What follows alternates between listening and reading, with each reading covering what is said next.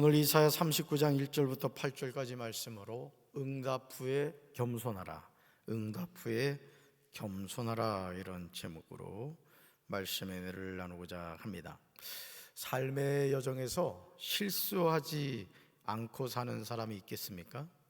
이 세상에서 완벽한 사람은 없습니다. 우리는 누구나 허점이 있습니다. 그런데 많은 사람이 완벽한 사람이 되기 위해서 몸부림을 치죠. 그러나 그럴수록 자신의 허점이 더욱 나타나게 됩니다. 이사야 37장에 나오는 히스기야의 모습이 얼마나 멋집니까? 원수가 조롱하는 말을 듣고 자기의 옷을 찢고 베옷을 입고 어디로 갔다고요? 여호와의 전으로 갔습니다. 자신의 주변에 있는 사람들을 선지자 이사야에게 보내서 상황을 전하고 중보 기도를 해달라고 요청합니다. 문제를 가지고 자신은 어디로 가고요? 여호와의 전으로 가고, 또 주변에 있는 사람들은 누구한테 보냈어요? 선지자 이사야에게로 보낸 것이죠. 히스기야가 이사야에게 요청한 기도는 하나님의 응답을 받았습니다. 여호와께서 즉시 말씀하십니다. 너희가 들은 마스루 왕의 종들이 나를 능욕한 말로 말미암아 두려워하지 말라, 이렇게 말씀하십니다. 그러면서 이렇게 말씀하시죠. 같이 읽습니다. 보라, 내가 내 영을 그의 속에 두리니 그가 소문을 듣고 그의 고국으로 돌아갈 것이며 또 내가 그를 그의 고국에서 칼에 죽게 하리라. 아멘. 하나님께 기도했을 때 해결할 수 없는 인생의 문제를 하나님이 즉시 해결해 주신 것이죠. 이어지는 아수르 왕 사네립의 위협에 이번에는 히스기야가 사자들의 손에서 글을 받아보고 여호와의 전에 올라가서 그 글을 여호와 앞에 펴놓고 여호와께 기도합니다. 너무 단순한 모습일 수 있는데 우리가 이런 히스기야의 기도를 배울 필요가 있습니다. 우리가 어떤 인생의 어려움을 당했을 때, 예를 들어 자녀가 대학을 갔는데 학비가 없단 말이에요. 그러면 히스기야의 어떤 그 모습을 우리가 배운다면 어떤 걸까요? 그 나빚고지서를 하나님 앞에 가지고 가서 하나님, 이렇게 등록금이 나왔는데 이거 어떡합니까? 하나님 주시옵소서. 이제 그렇게 기도한 것이나 마찬가지라는 것이죠. 히스기야의 기도에서 우리가 주목해서 보아야 하는 점은 하나님을 인격적으로 인정하고 있다는 거예요. 이게 참 중요합니다. 우리가 하나님에 대해서 이렇게 생각을 할 때, 또 하나님 그분을 우리가 일상의 삶에서 인정을 할 때 높고 높은 보좌에 계신 분으로 그렇게 생각하면 안 된다는 거예요. 여러분, 하나님은 어디 계시죠? 잘 생각하고 대답해야 돼요. 잠이 들 깨가지고 지금 글쎄 저기 부산에 가 계신 것 같아요, 이러면 안 된다고. 하나님 어디 계세요? 나와 함께 계시죠. 그래서 그걸 뭐라 그래요? 무소부재라고 해요. 무소부재. 이게 뭔 뜻이에요? 하나님은 이 삼남한상 모든 곳에 계신다, 이런 뜻이에요. 아멘. 그러니까 하나님은 어디나 계시단 말이에요. 어디나. 그렇기 때문에 우리가 그 하나님을 찾을 때 하나님은 5분 대기조보다도 더 빨리 오신단 말이에요. 불렀니? 바로 이제 우리의 부름을 이렇게 들으신다는 거죠. 히스기야가 어떻게 하나님을 인격적으로 인정하는가 한번 볼까요? 같이 읽습니다. 여호와여, 귀를 기울여 들으시옵소서. 여호와여, 눈을 뜨고 보시옵소서. 사네립이 사람을 보내어 살아계시는 하나님을 회방한 모든 말을 들으시옵소서. 아멘. 들으시옵소서. 보시옵소서. 들으시옵소서. 그러니까 하나님에 대해서 히스기야는 인격적인 하나님으로 존중하고 있는 거예요. 히스기야의 기도는 정확하게 응답이 되었습니다. 여호와의 사자가 나가서 아수르 진영에서 18만 5천인을 쳤으므로 아침에 일찍 일어나 본즉 시체뿐이었다는 거예요. 하룻밤 만에. 히스기야의 힘으로는, 유다 힘으로는 도무지 해결할 수 없는 그 원수를 그냥 하룻밤 만에 정리해 주셨다 이거죠. 어떻게 이게 시작됐죠? 히스기야가 여호와의 전에 올라가서 뭐 했을 때? 기도했을 때. 아멘이십니까? 얼마나 멋진 승리입니까? 이제 히스기야의 살면은 시온의 대로가 열릴 것 같습니다. 그러나 우리가 어제 살펴본 것처럼 이사야 38장은 히스기야 왕의 발병에 관한 내용이 나옵니다. 그런데 이 발병은 고칠 수 있는 병이 아니라는 거죠. 하나님은 단도직입적으로 사망 선고를 내리세요. 히스기야야, 너는 이제 죽었어. 너 이제 죽을 준비해라. 아주 일망적으로 이사야를 통해서 사망 선고를 내리신 거예요. 그 무렵에 히스기야가 병이 들어서 거의 죽게 되었는데 아모스의 아들 이사가 그에게 와서 이렇게 말하죠. 우리 세 번역으로 38장 1절 읽습니다. 주님께서 이렇게 말씀하십니다. 내가 죽게 되었으니 너의 집안 모든 일을 정리하여라. 내가 다시 회복되지 못할 것이다. 아멘. 이 말씀 잘 보세요. 이런 걸 바로 2번 죽인다 이렇게 표현하는 거예요. 내가 죽게 되었으니 하셨잖아요. 그런데 그 다음 또 뭐라 그래요?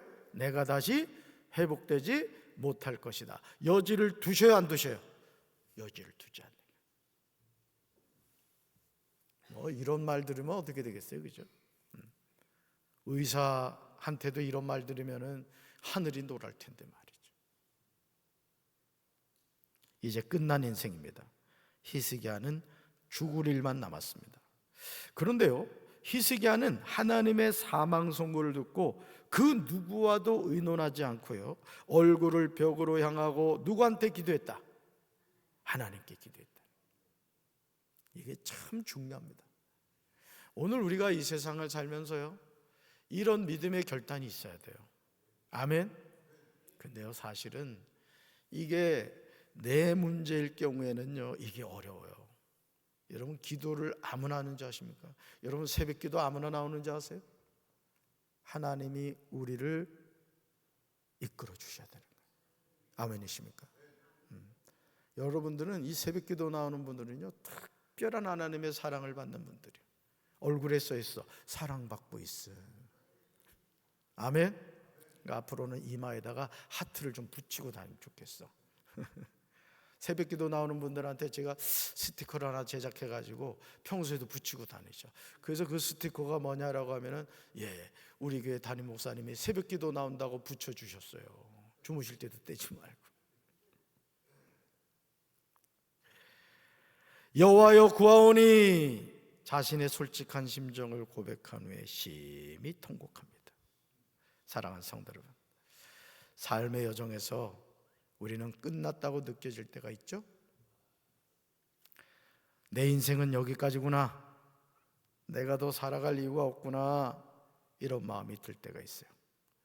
히스기야는 자신이 선택한 인생의 결론이 아니었어요. 하나님의 결정이었어요. 너 죽어, 너 이제 정리해야 돼. 누가 사망 선고 내렸다고요? 하나님이 내렸다. 이거 의사가 아니에요. 의사는 오진을 할 수 있잖아요. 근데 우리 하나님은 오진이 있어요, 없어요? 오진이 없어요, 우리 하나님은. 왜? 전지전능하신 분이기 때문에. 그럼에도 히스기야는 이미 끝난 인생에 대해, 잘 들으세요, 이미 끝난 인생이고 사망 선고까지 받았는데 하나님께 뭐 했다고요? 기도했다는 거예요. 조상 다윗의 하나님은 말씀하십니다. 오늘 우리에게 이런 기도와 응답이 있어야 될 줄로 믿습니다. 우리 우리말 성경으로 이사야 38장 5절 읽습니다. 내가 내 기도를 들었고 내 눈물을 보았다. 내가 내 수명을 15년 더 연장해 주겠다. 아멘. 이런 응답받는 우리 성도들 되기를 주님의 이름으로 축원합니다. 우리 기도를 들으시는 하나님, 우리의 눈물을 보시는 하나님, 우리의 수명을 주관하시는 하나님, 누구 하나님이십니까? 정말이에요? 이웃집 아저씨 아니에요? 나의 하나님인 거 믿으세요? 그렇습니다. 나의 하나님임을 믿어야 돼요. 이사야 38장 9절부터 20절에는 히스기야가 병들었다가 나은 때 기록한 글이 나와요. 그러나 이토록 놀랍게 하나님이 역사하신 후에 이사야 39장에서 히스기야의 실수와 그 결과가 나와요. 1절 보면요, 그때에 이렇게 나오죠. 그때에. 그때가 언제요? 바벨론 왕이 보낸 사절들이 히스기야 왕을 찾아온 것은 왕의 병이 나은 직후였다는 거죠. 오늘 설교 제목이 뭐예요? 응답 후에 겸손하라. 잠을 깼나 확인했더니 깼네 그냥. 여기서 나오는 바벨론 왕 무로닥 발라다는요, 아수르 사람들의 기록에 의하면 2번에 걸쳐서 바벨론을 통치한 것으로 전해집니다. 당시 병에서 회복한 왕에게 사절을 통해 선물과 축하의 소환을 보내는 것은 고대의 관례에 속하는 평범하게 보이는 일이었다는 것이죠. 그러나 무로닥 발라단의 속셈은 유다의 도움을 입어 아수르에 대항하는 연합 세력을 구축하려는 정치적 목적이 있었다는 거예요. 여러분, 내가 공무원을 하고 있다, 내가 공직에 있다. 자, 그런데 누군가 조경인 권사님 이따만한 황금을 갖다 줬어. 권사님이 이뻐서 줄까? 다 줄 때는 이유가 있는 거예요. 여러분, 오늘 우리가 신앙생활하면서요, 내가 땀 흘려 수고하지 않은 것에 대한 욕심을 가지면 안 돼요. 아멘이십니까? 결국은 공직생활에 있던 분들이 왜 한순간에 나락으로 떨어지느냐? 이런 금덩어리를 받기 때문에. 불의한 뇌물을 좋아한단 말이에요. 그럼 돼요, 안 돼요? 그럼 안 돼요. 여러분, 오늘 이 무로닥 발라단이 그냥 히스기야를 찾아온 것이 아니라는 거예요. 검은 속내가 있었다는 것이죠. 근데 안타깝게도 히스기야는 그것을 분별하지 못했다는 것이죠.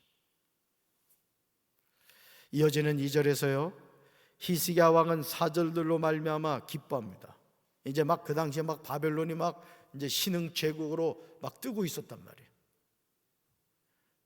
여러분, 아닌 말로 이 비유예요, 비유. 남부연에 지금 우리 교회 그서 이렇게 목회하신 이유식 감독님, 목사님 그 아들 이웅총 감독님이 말이죠. 이 예를 든 거예요. 예를 든 것도 오해하지 말고. 오늘 저희 교회 오셔가지고 예를 들어가지고 우리 저기 박재진 목사님이 목회를 너무 잘하셔가지고 내가 오늘 양복 한 벌 사주려고 왔다고 그랬다고요. 예를 들어서. 그럼 제가 흥분하겠어요, 안 하겠어요?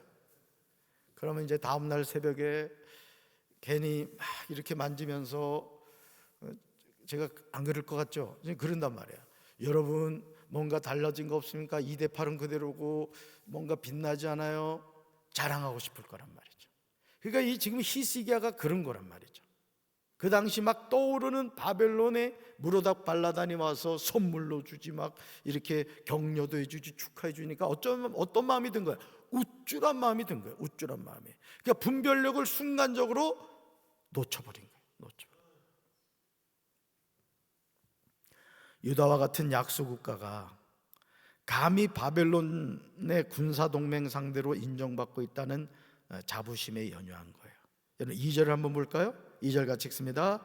히스기야가 사자들로 말미암아 기뻐하여 그들에게 보물 창고 곧 은금과 향료와 보배로운 기름과 모든 무기고에 있는 것을 다 보여주었으니 히스기야가 궁중의 수유와 전 국내의 소유를 보이지 아니한 것이 없는지라. 아멘. 그 다음에 찍으세요. 히스기야가 사자들로 말미암아 뭐했다? 기뻐했다. 어느 사자예요? 바벨론 무로닥 발라단에 보낸 사신들이라. 흥분한 거예요. 흥분을 하면서 하지도 말아야 될 일들. 쉽게 말해서 여러분, 그 나라 창고를 보여준다는 것은 뭘 의미해요? 그 나라가 갖고 있는 모든 것을 완전히 그냥 공개를 해버리는 거예요. 여러분, 지금 트럼프가 전 세계를 대상으로 관세 전쟁을 하고 있습니다. 지금 캐나다하고도 관계가, 이웃 나라 얼마나 그 관계가 좋은 나라였어요. 그런데 51주라는 막 이런 망언을 하고 말이죠. 지금 막 관세 가지고 지금 막 하면서 엄청 관계가 안 좋아지고 있다고요. 여러분, 이 나라와 나라라는 것은요, 어제 적이 오늘의 우방이 될 수 있고 오늘의 우방이 내일의 적이 될 수 있는 거예요. 이게 국제 정세란 말이에요. 그래서 여러분 그런 표현을 들어보셨을 거예요. 등거리 외교다, 이런 표현 들어보셨죠? 북한이 그걸 잘했단 말이에요. 러시아에 붙었다, 중국에 붙었다. 이거를 김일성이는 잘했다고. 김정은이는 조금 아리까리했었는데 이 김정은이는 지금 러시아에 붙어가지고 이제 중국하고 좀 관계가 좀 안 좋은 상태죠. 뭘 말씀드리려고 하냐면, 지금 히스기야는 무로닥 발라단이 보낸 사자들로 말미암아 기뻐하는 것까진 좋았는데 쓰잘데기 없는 행동을 한 거예요. 어떤 행동? 그들에게 보물 창고, 곧 은근과 향료와 보배로운 기름과 모든 무기고 있는 것을 다 보여줬다. 그러면 여러분이 사신들이 뭘 알게 될까요? 아, 이 유다라는 나라의 국력은 이 정도구나. 그리고 돌아가면서 어떤 생각을 했을 거예요? 다음에 와서 저거 창고에 있는 거 다 가져가야 되겠다. 탐이 나겠어요, 안 나겠어요? 아닌 말로 여러분이 말이요, 저 텔레비전 공중파 방송에 나와가지고 저는 어디 갔더니 금덩어리가 세상에 이렇게 있어가지고 주워왔다고. 그래서 이 금덩어리를 우리 집 그 거실에다가 이렇게 잘 보관하고 있다고. 그럼 어떻게 될까요? 이제 도 선생이 이제 침을 흘리다가 여러분들이 외출했을 때, 아이고 고맙네, 어디 금덩어리 있는 거 알려줘서 고맙네, 가져갈 거 아니에요? 지금 그런 상황이 됐다, 이거. 그런 상황이. 그러니까 여러분, 오늘 우리가요, 신앙생활하면서도 무장해제하면 안 되는 거예요. 아멘이십니까? 항상 영적으로 깨어 있어야 돼요. 이 축구나 이 야구 같은 경우도 그런 말 있잖아요. 야구는 9회 말 투아웃부터다. 거의 끝났어 이제. 근데 이상하죠, 그때 뒤집어지는 경우가 많아요. 축구도 그래요. 축구도 그 언저리 타임, 인저리라 그러나 언저리라 그러나, 막 이거 얼마 남지 않은 그 주어진 시간 안에 승패가 바뀌는 경우가 많다는 거죠. 히스기야 왕이 바벨론의 사절들에게 궁중의 보물들을 하나도 남김없이 다 보여준 것은 히스기야가 가진 자부심의 외적 표현이며 유다의 국력을 널리 과시하기 위한 것이었다는 거죠. 이게 결국은 먹잇감이 된 거 만 거예요. 먹잇감이. 역대하 32장 31절에서요, 이 장면을 하나님이 히스기야의 심중에 있는 것들을 다 알고자 하사 시험하신 것이라고 보고 있어요. 얼마나 어리석은 모습입니까? 아수르 왕 사네립의 공격으로 풍전등화의 상황이 있던 나라를 하나님이 건져주셨어요. 너는 내 집에 유언하라, 내가 죽고 살지 못하리라는 사망 선고를 받았다가 얼굴을 벽으로 향하고 여호와께 기도하여 기도응답을 받아 다시 살게 되었어요. 히스기야 왕은 하나님께 돌릴 영광을 자기가 취함으로 인하여 이 시험에 실패한 거야. 그러니까 목회자도 목회를 하면서 끝까지 겸손해야 돼. 말이지 내가 했어, 이러면 안 되는 거예요. 여러분도 마찬가지죠. 신앙생활하면서 따라서 나의 나 된 것은 하나님의 은혜입니다. 여러분, 원숭이도 제주 부리다가 어떻게 된다고요? 나무에서 떨어집니다. 그러니까 오늘 우리가요, 하나님의 자녀는 끝까지 겸손해야 돼요. 하나님의 영광을 도적질하면 안 되는 거예요. 지금 히스기야는 이 교만에 빠진 거예요. 왜 쓰잘데기 없는 무기고를 보여주고 창고를 보여주자 이거예요. 이거는 무로닥 발라단한테 가져가시오. 실제로 그렇게 됩니다. 나중에 다 가져가요. 이제 이것만 가져가요. 사람들까지 다 그냥 붙잡아 간다고. 결국 바벨론에서. 결국 이 일로 인하여 유다의 바벨론 포로가 예고되기에 이르렀습니다. 이사야 39장 5절에서 이사야가 히스기야에게 왕은 만군의 하나님 여호와의 말씀을 들으라고 합니다. 그러면서 6절에서 이스라엘의 바벨론 유수가 명확하게 표현돼요. 그러니까 하나님은요, 이 역사의 주관자시라는 것을 우리가 분명히 알 수 있단 말이에요. 앞으로 일어날 일에 관하여 미리 예언하신다는 거죠. 우리 6절 같이 읽습니다. 보라, 날이 이르리니 내 집에 있는 모든 소유와 내 조상들이 오늘까지 쌓아둔 것이 모두 바벨론으로 옮김바되고 남을 것이 없으리라, 여호와의 말이니라. 아멘. 그 다음에 찍으세요. 보라, 날이 이르리니.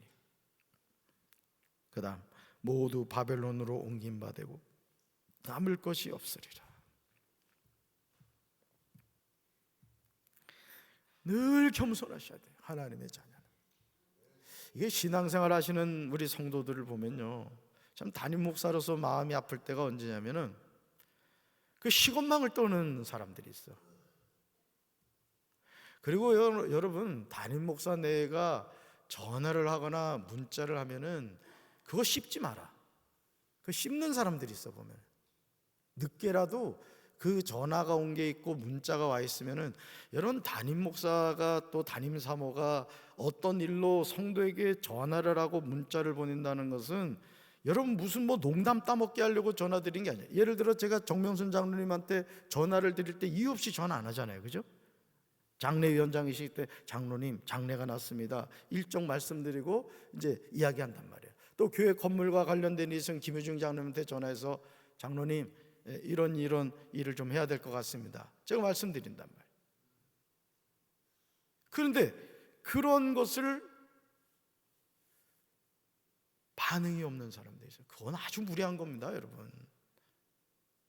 여러분, 부모님이 자녀에게 전화했는데 그 전화를, 요즘 아이들 표현이 씹는다 그러잖아. 하도 안 씹어가지고. 그건 무리한 거예요. 그러지 마세요. 여기 회개할 사람 몇 명 있죠 지금? 그러면 안 돼요. 그건 자기의 마음을 드러내는 거예요. 불만이 있다, 뭐 기분 나쁘다, 왜 그래요? 그래서 나는 여러분들이 문자 보내잖아요. 내가 끝내면 끝내지 여러분이 끝낸 적은 없을 거야. 왜? 상대방이 문자를 보낼 때, 전화를 할 때 다 이유가 있다는 걸 생각하기 때문이에요. 내가 이전에 있던 교회에서 말이죠, 미국을 간 일이 있었거든. 내가 미국까지 가가지고 생일 축하 문자를 보내줬다니까. 근데 솔직하게 내가 고백하는 게 뭔지 아세요? 다 부질없는 짓이더라고. 여러분, 담임 목사가 여러분들에게 어떤 관심을 가지고 전화를 하거나 문자 보내는 거 쉬운 게 아닙니다, 사실은. 그 목사님의 마음을 좀 여러분이 알아주셨으면 좋겠어. 우리 담임 사모도 토요일이나 금요일만 되면 그냥 새 가족들한테 문자 보내라고 1시간에 넘게 해요. 1시간에 넘게. 내가 옆에서 보면은 저거 쉽게 보내는 방법이 있는데 그게 뭐예요? 묶어서 보내면 되거든. 그래도 한 사람 한 사람 그 전화번호 갖다 놓고 누르더라고. 담임 사모의 마음을 전하는 거죠. 그러니까 새 가족들이 정착이 되는 거예요. 그 사랑이 전해지는 거지, 사랑이. 우리 그런 관계가 됩시다. 음식은 씹어도 되지만 문자와 전화는 씹지 맙시다. 어째 아멘이 없어? 네, 그럼요. 서로 소통을 해야지, 서로. 네. 여러분, 왜 이런 일이 일어났습니까? 왜 이사야 39장 6절에 일이 일어났어요? 히스기야가 지은 교만의 죄 때문이라는 거예요. 여러분, 교만은 패망의 선봉이고 넘어짐의 앞잡인 거예요. 목회자가 언제 넘어집니까? 교만할 때. 성도가 언제 시험에 들고 넘어집니까? 교만할 때 넘어지니, 교만할 때. 영적 권위 앞에서 말이죠, 교만 떨지 말라고. 담임 목사의 목회 지도력 앞에서 항상 순종하셔야 돼. 아멘? 내 생각 다 다르다 할지라도. 그래야 교회가 되는 거라고, 교회가. 교회가 그냥 여기서 펄떡 뛰고 저기도 펄떡 뛰어봐, 교회가 정신이 없어지는 거라, 정신이. 그리고 말 조심하셔야 돼요, 말 조심. 항상 덕스러운 말을 해야 돼요. 여러분 자신의 인생을 위해서도 따릅시다. 나는 된다.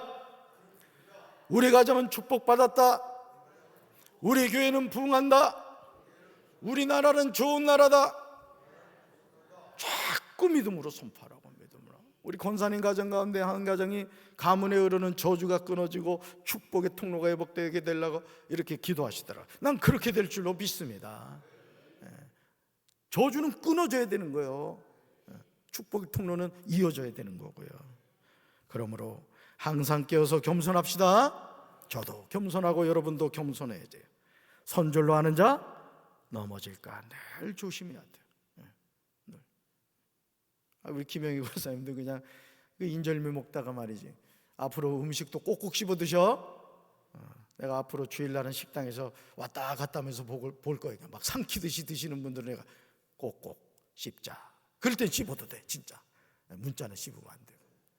오늘도 이 하루 나의 하나님, 나와 함께 하시는 하나님, 그 하나님 의지하셔서 정말 교만에 빠지지 않고 늘 겸손히 하나님과 동행하는 저와 여러분 되기를 주님의 이름으로 축원합니다. 가슴에 손 얹읍시다. 사랑의 주님, 너는 이제 죽는다, 짐을 정리하라는 하나님의 사형 선고, 사망 선고 앞에 희생하는 벽을 향하여 기도함으로 15년의 생명의 연장을 받았습니다. 그러나 그는 부지불식간에 교만하여 무로닥 발라단이 보낸 사신들에게 창고에 있는 모든 보물과 무기고에 있는 모든 것을 다 보여줌으로써 결국은 바벨론의 모든 것을 빼앗기고 포로로 잡혀가는 그런 수치를 당하게 됩니다. 오늘 우리가 선절로 하는 자 넘어질까 조심하라. 내 열심 가지고 하나님을 섬기려고 하고 있지는 않습니까? 언제나 영적으로 기회해서 겸손하게 도와주시고 우리가 하나님의 말씀 앞에서 진리를 깨닫고 항상 은혜 가운데 살아가게 하옵소서. 예수님의 이름으로 간절히 기도합니다. 아멘.